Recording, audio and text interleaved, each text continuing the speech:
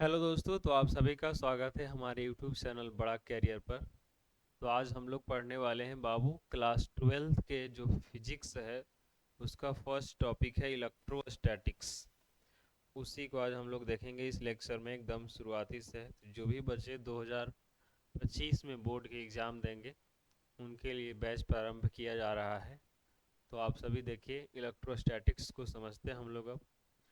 तो इलेक्ट्रोस्टैटिक्स है क्या या होता क्या है? इलेक्ट्रोस्टैटिक्स का मतलब हो गया, इसमें दो पार्ट है। एक है हमारा बाबू इलेक्ट्रो और दूसरा है स्टैटिक्स। इलेक्ट्रो और दूसरा है स्टैटिक्स। इसका कहने का मतलब है बाबू, इलेक्ट्रो का मतलब हो गया चार्ज और स्टैटिक्स यानी रेस्ट। तो चार्ज एट रेस्ट, इलेक्ट्रोस्टैटिक्स का मतलब हो गया चार्ज एट रेस्ट। इलेक्ट्रोस्टैटिक्स में हम लोग चार्ज के बारे में पढ़ेंगे। चार्ज के बारे में पढ़ेंगे, कैसा चार्ज के बारे में पढ़ेंगे? तो वैसा चार्ज जो रेस्ट में हो यानी रुका हुआ हो, यानी रेस्ट चार्ज के बारे में पढ़ेंगे। तो इलेक्ट्रोस्टैटिक्स है क्या? तो इलेक्ट्रोस्टैटिक्स एक फिजिक्स का ही ब्रांच है जिसमें हम लोग चार्ज के बारे में स्टडी करते हैं। और ये चार्ज कैसा होता है? रेस्ट, यानी रेस्ट चार्ज के बारे में स्टडी करते हैं, उसी को हम लोग इलेक्ट्रोस्टैटिक्स कहते हैं। इसमें अगर चार्ज मूव भी करता है तो विदाउट एक्सटर्नल बैटरी यानी एक्सटर्नल एनर्जी सप्लाई के मूव कर सकता है। तो ये हमारा होता है इलेक्ट्रोस्टैटिक्स। इसी बात को हम यहाँ लिख दिए हैं, आप समझिए इसको थोड़ा सा, इलेक्ट्रोस्टैटिक्स को। Electrostatics is the branch of physics which deals with charge at rest. Generally generally इसमें चार्ज जो होता है वो रेस्ट में होता है। इन इलेक्ट्रोस्टैटिक्स चार्ज में move without the help of external energy supply. अगर इसमें चार्ज मूव भी अगर कर सकता है तो वो बिना एक्सटर्नल एनर्जी सप्लाई के मूव करेगा, यानी उसमें बैटरी नहीं लगा हुआ होगा। तो ये हमारा इलेक्ट्रोस्टैटिक्स हो गया बाबू। अब हम लोग इलेक्ट्रोस्टैटिक्स में जैसा कि समझ चुके हैं कि इलेक्ट्रोस्टैटिक्स का मतलब ही चार्ज है, यानी रेस्ट चार्ज के बारे में पढ़ेंगे। तो ये बार बार जो चार्ज आ रहा है, इस चार्ज को समझने का एक बार कोशिश करते हैं। तो हम लोग चार्ज के बारे में पढ़ते हैं, प्रॉपर्टी ऑफ चार्ज उसी में आता है। तो सबसे पहले समझते हैं चार्ज होता क्या है। तो समझिए, जैसे हम लोग एक एग्जाम्पल लेते हैं, एक मेटल ले लेते हैं एग्जाम्पल में, सोडियम। इसका एटॉमिक नंबर 11 होता है। एटॉमिक नंबर 11 होने का मतलब क्या है बाबू? इसमें इस पर कोई चार्ज नहीं है, जनरली ऐसी चार्ज जीरो है, नेट चार्ज जीरो, यानी कोई चार्ज नहीं, चार्जलेस। तब क्या हो गया, इसमें नंबर ऑफ प्रोटॉन जो होंगे वो 11 होंगे, और नंबर ऑफ इलेक्ट्रॉन भी होगा, वो भी कितना होंगे? 11 होंगे। हम जानते हैं कि प्रोटॉन पर पॉजिटिव चार्ज होता है, इलेक्ट्रॉन पर नेगेटिव चार्ज, इसलिए इसका नेट चार्ज जो है आपका निकल के आ जाता है जीरो। ठीक है। लेकिन अगर क्या हो, जब हम इसमें से एक इलेक्ट्रॉन को निकाल लें, अगर हम एक इलेक्ट्रॉन को सोडियम में से निकाल लेते हैं, तो ये सोडियम जो है हमारा Na प्लस में आ जाएगा, यानी इस पर एक पॉजिटिव चार्ज आ जाएगा। तो ये पॉजिटिव चार्ज कैसे आया, इसको समझते हैं। पॉजिटिव चार्ज कैसे आया? प्रोटॉन तो हमारा उतना ही रहेगा जितना पहले था, लेकिन चूंकि एक इलेक्ट्रॉन निकाल लिए हैं, इसीलिए इलेक्ट्रॉन हमारे पास 10 होगा। तो ये प्लस माइनस करेंगे तो यहाँ से निकल के आएगा हमको +1। इसीलिए सोडियम के पास क्या आ गया, हमारे पास चार्ज आ गया पॉजिटिव चार्ज। यहाँ क्या किया गया है? इलेक्ट्रॉन लॉस किया है। सोडियम जो है अपना एक इलेक्ट्रॉन लॉस किया है, इसलिए उसके पास पॉजिटिव चार्ज आ गया है। हम एक और एग्जांपल ले लेते हैं क्लोरीन का। इसका एटॉमिक नंबर होता है बाबू 17, 17 होता है। कितना होता है बाबू? 17। इसमें भी नंबर ऑफ इलेक्ट्रॉन आप देखेंगे, यानी प्रोटॉन और इलेक्ट्रॉन देखेंगे। प्रोटॉन इसमें 17, इलेक्ट्रॉन भी कितना होगा? 17 होगा, यानी इस पर भी शुरू में नेट चार्ज जीरो है, कोई चार्ज नहीं है। अब क्या हो, इसमें से इलेक्ट्रॉन एक इसको दे दिया जाए, ऐड कर दिया जाए। तो ऐड करेंगे इसमें अगर एक इलेक्ट्रॉन, तो क्या होगा? एक इलेक्ट्रॉन हम जैसे ऐड करेंगे क्लोरीन, यानी प्रोटॉन के पास, प्रोटॉन तो हमारा 17 रहेगा, लेकिन इलेक्ट्रॉन हो जाएगा 18, 18। और यहाँ से इस पर नेगेटिव है, पॉजिटिव है, तो पॉजिटिव नेगेटिव यानी ये हमारा आएगा -1। क्या आएगा बाबू? -1। मतलब क्लोरीन पर नेगेटिव चार्ज आ गया। कैसा चार्ज आ गया? Negative charge. तो यहाँ से हम कह सकते हैं चार्ज के प्रॉपर्टी में पहला पॉइंट कि loss of electron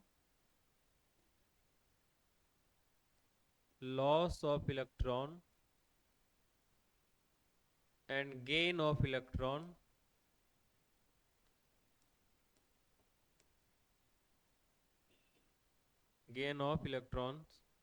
will create charge।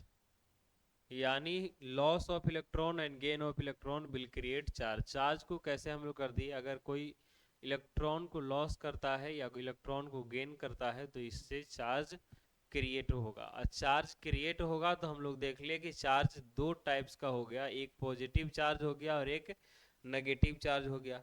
तो चार्ज के दूसरे प्रॉपर्टी में हम लोग लिख सकते हैं इट इज टू टाइप्स। यानी चार्ज दो टाइप्स का हो गया। पहला क्या हो गया? Positive charge. दूसरा हमारे पास क्या हो जाएगा? Negative charge. क्या होगा बाबू? नेगेटिव चार्ज होगा। पॉजिटिव चार्ज क्या है? पॉजिटिव चार्ज आप अभी देखे ही कि loss of electron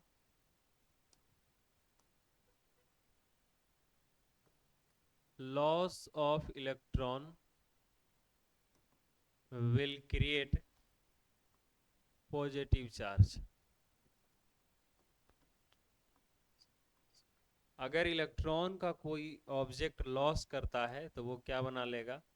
positive charge बनाएगा। यानी अगर सोडियम में से एक इलेक्ट्रॉन निकाल रहे थे तो यहाँ सोडियम पर पॉजिटिव चार्ज आ गया था। अब हमारे पास क्या है? नेगेटिव चार्ज यहाँ दिया हुआ है। नेगेटिव चार्ज क्या है? गेन ऑफ इलेक्ट्रॉन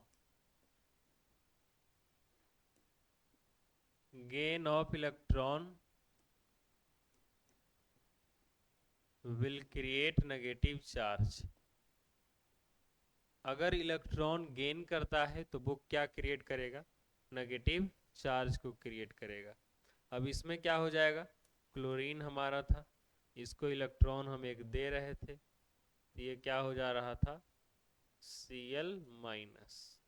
तो ये हमारा हो गया चार्ज का दूसरा property, it is two type, positive and negative charge. इसमें किसी को कोई दिक्कत नहीं होनी चाहिए। अगर आपको कुछ डाउट वगैरह रहे तो बीच में पूछ लिया कीजिएगा। तीसरा हम लोग प्रॉपर्टी देखेंगे बाबू चार्ज का, और तीसरा हमारा प्रॉपर्टी होगा चार्ज को कैसे डिनोट करते हैं? कैपिटल क्यू या स्मॉल क्यू से। तो लिख सकते हैं charge is denoted by capital Q या स्मॉल क्यू। चार्ज को हम कैपिटल क्यू से या स्मॉल क्यू से डिनोट कर सकते हैं। अब इसमें आगे हम लोग देखते हैं कि चार्ज को तो डिनोट कर लिए, अब चार्ज का टाइप हम लोग पढ़ लिए हैं, तो थोड़ा सा हम बात करते हैं यहाँ पे कि अगर सेम नेचर का चार्ज होगा,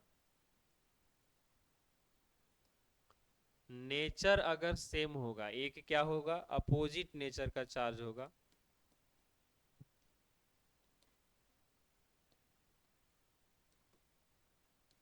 सेम नेचर ऑफ चार्ज, एक होगा opposite nature of charge.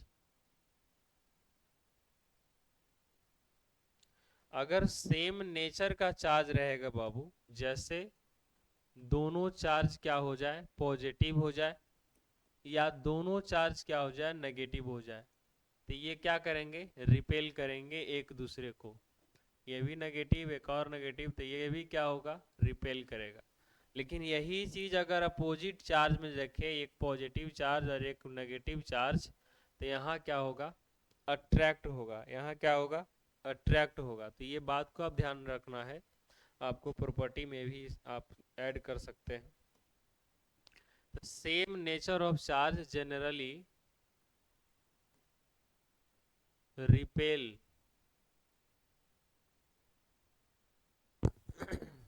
Repel generally repel करेगा। अपोजिट नेचर चार्ज होगा तो ये क्या करेगा, मस्ट अट्रैक्ट। मतलब अगर अपोजिट नेचर का चार्ज होगा तो उसके बीच कैसा फोर्स लगेगा, अट्रैक्शन फोर्स लगेगा। तो ये सब चार्ज के प्रॉपर्टी में ही आता है बाबू, तो इसको आप भी ध्यान रखिएगा। ये हमारा तीसरा प्रॉपर्टी हो गया। आप इसको 4 नंबर कर सकते हैं दोनों के एक ही में। अब हमारे पास पांचवा प्रॉपर्टी है, चार्ज इज क्वांटाइज।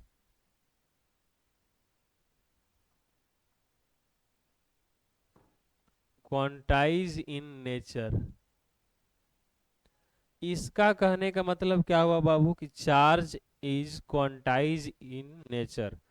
चार्ज जो होता है वो क्वांटाइज होता है। क्वांटाइज कहने का मतलब आप समझ लीजिए कि Q बराबर एक फार्मूला होता है एन।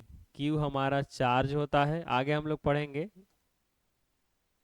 एन हमारा नंबर ऑफ इलेक्ट्रॉन होता है, और ये तो आप जानते हैं इलेक्ट्रॉन पर चार्ज 1.6 इंटू 10⁻⁻19 कूलम। क्वांटाइज कहने का मतलब आप समझिए अभी फिलहाल में कि चार्ज जो है वो फ्रैक्शन के रूप में नहीं होगा। चार्ज 1 इलेक्ट्रॉन हो सकता है, 2 इलेक्ट्रॉन हो सकता है, 3 इलेक्ट्रॉन हो सकता है, लेकिन चार्ज ऐसा कभी नहीं होगा कि इलेक्ट्रॉन का आधा होगा। मिनिमम जो चार्ज है वो इतना ही पॉसिबल है, इससे कम चार्ज पॉसिबल नहीं है। कोई कहेगा कि 1/2 इलेक्ट्रॉन चार्ज होगा, नहीं, ये चार्ज ऐसा संभव नहीं है। तो यही चीज है, चार्ज इज क्वांटाइज क्वांटिटी। मतलब जब भी चार्ज होगा तो वो एक किसी नंबर के रूप में होगा। 5 इलेक्ट्रॉन चार्ज हो सकता है, 3 इलेक्ट्रॉन हो सकता है, लेकिन 1/2 इलेक्ट्रॉन या पॉइंट के रूप में कभी भी चार्ज पॉसिबल नहीं है। तो ये हो गया। अब हम लोग आगे इसी में देखते हैं 6 नंबर पॉइंट। चार्ज जो होता है वो कंजर्व होता है, तो लिख देंगे it is conservative in nature. Conservative in nature. Word meaning थोड़ा बहुत इधर उधर होगा तो आप लोग देख लीजिएगा। अब हम लोग आगे देखेंगे, यानी कंजर्वेटिव इन नेचर कहने का मतलब क्या हो गया बाबू, it is conservative in nature मतलब चार्ज हमेशा कंजर्व रहता है। इसको न ही तो हम लोग क्रिएट कर सकते हैं और न ही डिस्ट्रॉय कर सकते हैं। चार्ज केवल और केवल ट्रांसफरेबल होता है, एक बॉडी से दूसरे बॉडी पर जाएगा, एक जगह से दूसरे जगह जा सकता है, इसीलिए इसको चार्ज कंजर्वेटिव इन नेचर इसलिए लिखेंगे it is conservative in nature. तो ये हमारा 6 नंबर पॉइंट हो गया। अब एक और बात समझना है हम लोग को, 7 नंबर पॉइंट। एक बॉडी है हमारे पास जिसका मास m है, एक और बॉडी लेते हैं लेकिन इसका कोई मास ही नहीं है, मान लेते हैं, इसे कर देते हैं।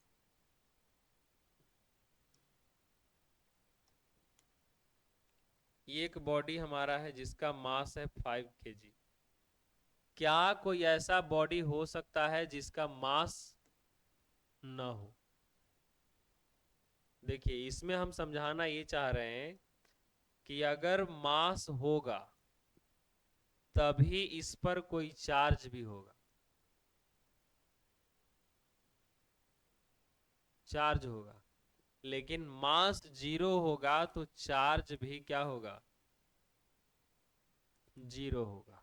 ये बात समझना है, समझे बात को, कि मास है तभी चार्ज होगा। इसका कहने का मतलब हो गया कि चार्ज कैन नॉट एग्जिस्ट, इसको लिख दिया जाए ऊपर, charge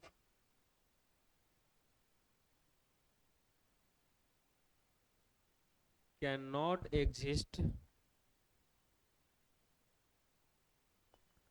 can not exist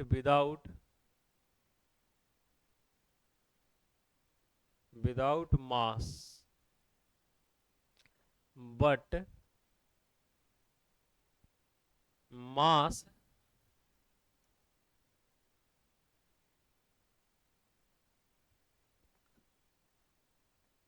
but mass can exist without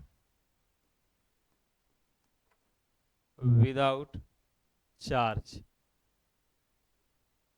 इसका कहने का मतलब हो गया कि charge can not exist without mass, यानी बिना मास के चार्ज संभव नहीं है, लेकिन बिना चार्ज के मास हो सकता है। जरूरी है हर एक बॉडी पर चार्ज ही रहे। यहाँ चार्ज हम जीरो कर देंगे, क्या दिक्कत है? मास होगा, चार्ज नहीं होगा। लेकिन ऐसा पॉसिबल नहीं है कि मास नहीं हो और उस पर चार्ज हो, ऐसा पॉसिबल नहीं होगा। तो ये हमारा 7 नंबर पॉइंट हो गया। Charge can not exist without mass but mass can exist without charge. तो आप लोग समझ रहे होंगे इस बात को।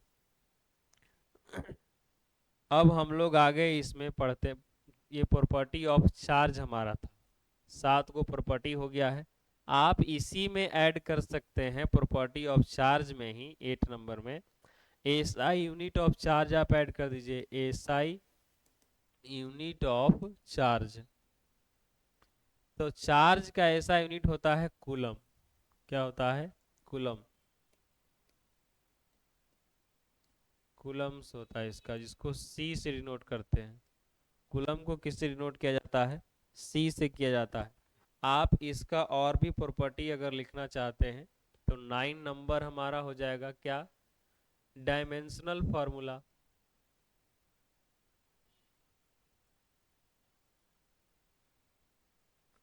Dimensional formula of charge. Charge का डायमेंशनल फॉर्मूला क्या होगा? तो हम लोग एक फॉर्मूला पढ़े हैं करंट में, I बराबर Q बाई टी। आप कक्षा 10 में पढ़े होंगे या पहले से जानते होंगे। यहाँ से आप Q बराबर I इंटू टी लेकर आ जाएंगे, और Q यानी I का हमारा डायमेंशनल फार्मूला A होता है करंट का, और टाइम का तो T ही होता है। इस तरीके से हम लोग चार्ज का डायमेंशनल फार्मूला निकाल लिए AT। तो चार्ज का डायमेंशनल फार्मूला क्या होता है? AT होता है। आप ये लिख लेंगे 9 नंबर पॉइंट में। अब हम लोग थोड़ा सा और देखते हैं।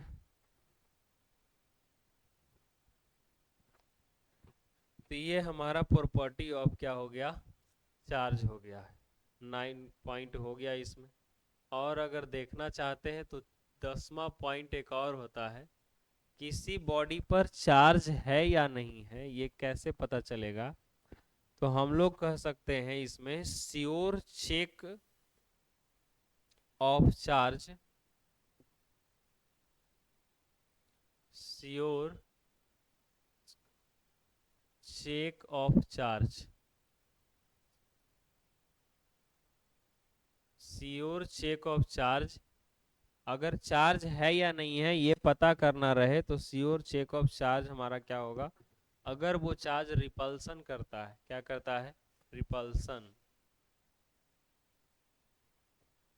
रिपल्सन होता है उसके बीच, तब हम लोग समझेंगे कि यहाँ पे चार्ज क्या है? प्रेजेंट है। ये कभी कभी बिहार बोर्ड पूछ देता है, sure check of charge is, charge मतलब चार्ज है, इसके लिए क्या सबसे इंपॉर्टेंट है? तो रिपल्सन अगर होता है तब समझेंगे कि वहाँ पे चार्ज प्रेजेंट है। तो ये इस तरीके से हमारा हो गया 10 गो यानी प्रॉपर्टी ऑफ चार्ज। तो आप लोग इस लेक्चर को देखे, इसलिए आप सभी का थैंक यू। अगर आपको लेक्चर बढ़िया लगा होगा तो आप अपने दोस्तों के पास ज़रूर शेयर करें, और हमारे चैनल को सब्सक्राइब करें एवं वीडियो को लाइक भी करें। अगर कहीं दिक्कत होता है तो कमेंट करें, या हमें पढ़ाने में कोई कमी रह गई हो तो आप उसको भी नोट करते हैं तो आप कमेंट में ज़रूर बताएं कि सर यहाँ सुधार करने की ज़रूरत है। तब तक के लिए आप सभी का धन्यवाद। मिलते हैं हम लोग नेक्स्ट वीडियो में। Thank you.